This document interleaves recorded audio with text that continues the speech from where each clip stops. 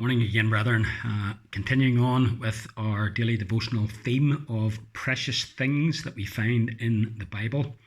I want us to continue in the Old Testament, but to go back to the first book of Samuel, 1 Samuel chapter 3.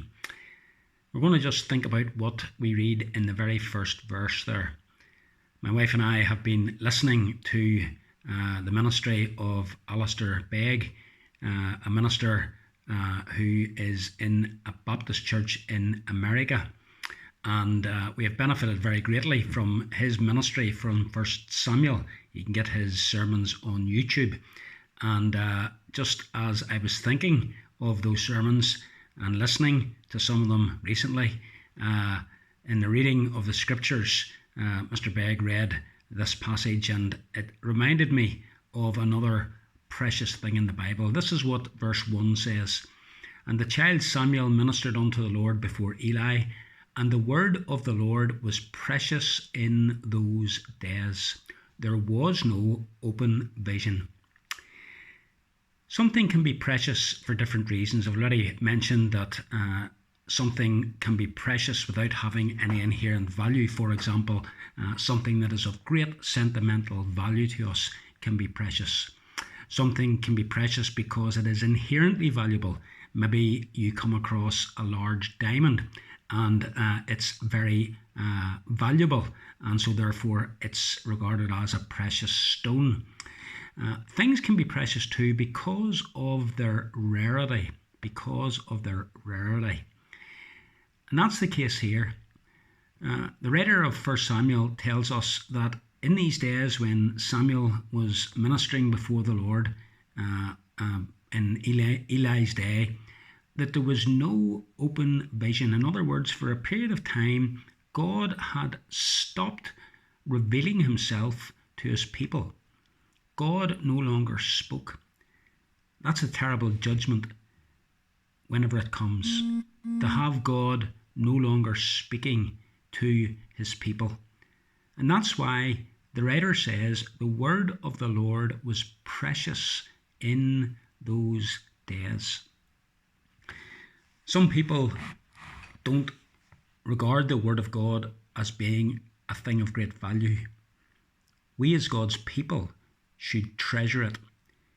We should regard the word of God as something that, as far as we're concerned, is a thing of tremendous value. Something that we wouldn't want to be without.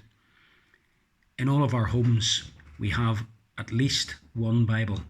Probably there are several Bibles in your home, and that is a wonderful blessing.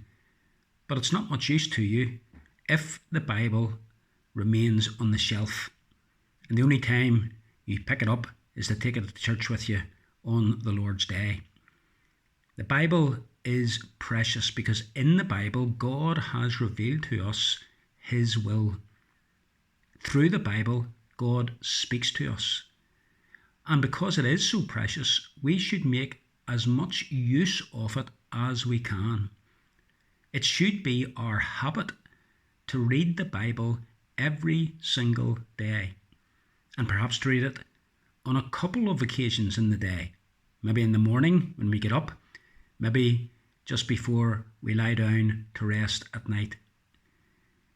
Things can lose their value over time. The Word of God will never lose its inherent value. But brethren, just because it is precious doesn't mean that you will benefit from it. You'll only benefit from it if you use it.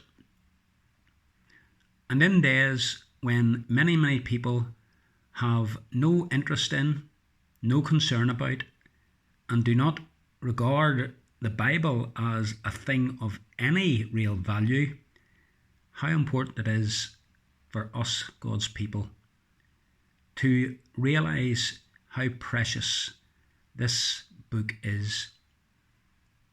A book that contains the breathed out word of our God.